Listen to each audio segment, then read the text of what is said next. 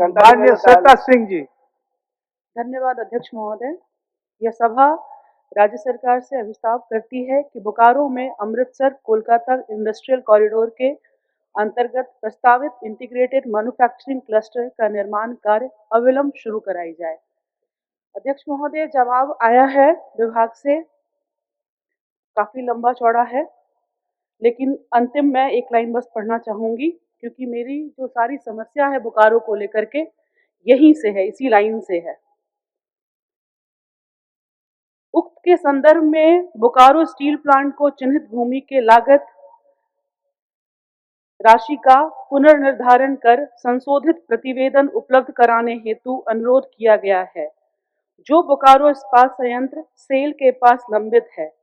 बोकारो इस्पात संयंत्र से प्रतिवेदन प्राप्त करने की शीघ्र कार्रवाई की जा रही है। अध्यक्ष महोदय, मैं आपको बताना चाहूंगी कि ये जो प्रपोजल है परियोजना 2021 में ही विभाग के पास आया हुआ है। मुझे बहुत उम्मीद है मंत्री जी अभी उठेंगे, पहले आप जवाब दे दीजिए, आप उसके बाद मैं बात रखूंगी अपनी। माननीय मंत्री, हम आपके माध्यम से माननीय प्रदाता श्वेता सिंह जी को बताना चाहते हैं कि स्पष्ट जवाब दिया गया है महोदय, लेकिन चूंकि भारत सरकार का ये योजना है महोदय और पूरे राज्य में एक ही योजना है महोदय, सरकार भी विभाग भी गंभीर है महोदय और पत्राचार किया गया महोदय। जैसे जवाब आता है महोदय अविलंब उस पर कार्रवाई शुरू कर दिया जाएगा महोदय, क्योंकि हमने माननीय विधायिका से ऑफिस में बुला के बात भी किए थे महोदय, और हम कहे कि इसके लिए जल्दी क्या उपाय हो सकता है, थोड़ा सा आप बोकारो रहते हैं, आप भी वहां से फॉलो कीजिए और हम भी अपने पूरे विभाग को इसमें लगाए हुए महोदय, और निश्चित रूप से जैसे वहां से जवाब आता है महोदय हम तुरंत कार्रवाई करेंगे। हम चाहेंगे कि अपना प्रस्ताव वापस लें महोदय।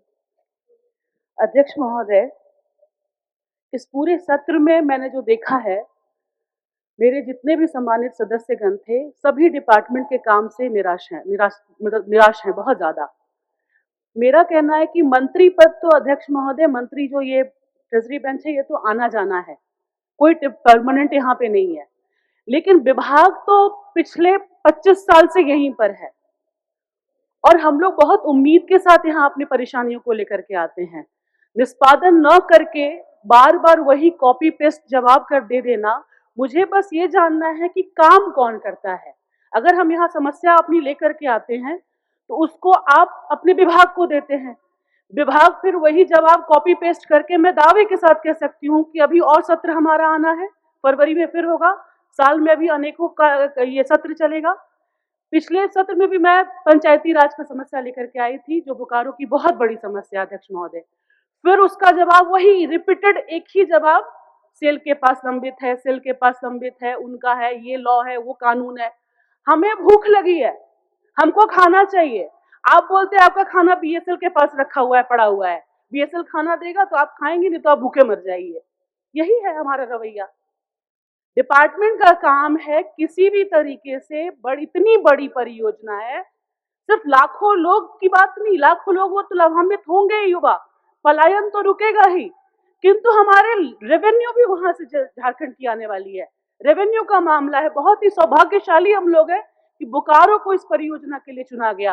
अध्यक्ष महोदय, बोकारो में ये परियोजना आना, अगर और अब समय नहीं है अध्यक्ष महोदय, अल्टीमेटम हमारे केंद्र में भी बात हुई है, वहां पे भी लोग यही कह रहे हैं कि अब अगर बहुत जल्द अगर ये जमीन का जो मामला है इसको नहीं सॉल्व किया गया तो ये यहाँ से हटा दिया जाएगा, नहीं दिया जाएगा, ये यूनिट बंद कर दिया जाएगा यहाँ से कॉरिडोर। तो ये बहुत ही दुर्भाग्यपूर्ण होगा हमारे लिए अध्यक्ष महोदय।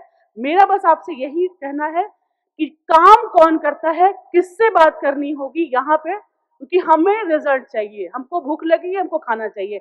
बार बार यही कह देना कॉपी पेस्ट, सारे अध्यक्ष, अभी अमित भाई भी कह रहे थे कि 2014 से 19 के टेन्योर में जो उनका सवाल था, जो जवाब था, वो सेम अभी भी रिपीटेड हो रहा है। तो आप कार्रवाई जब नहीं करेंगे ये तो फिर कार्यप्रणाली की क्या फायदा?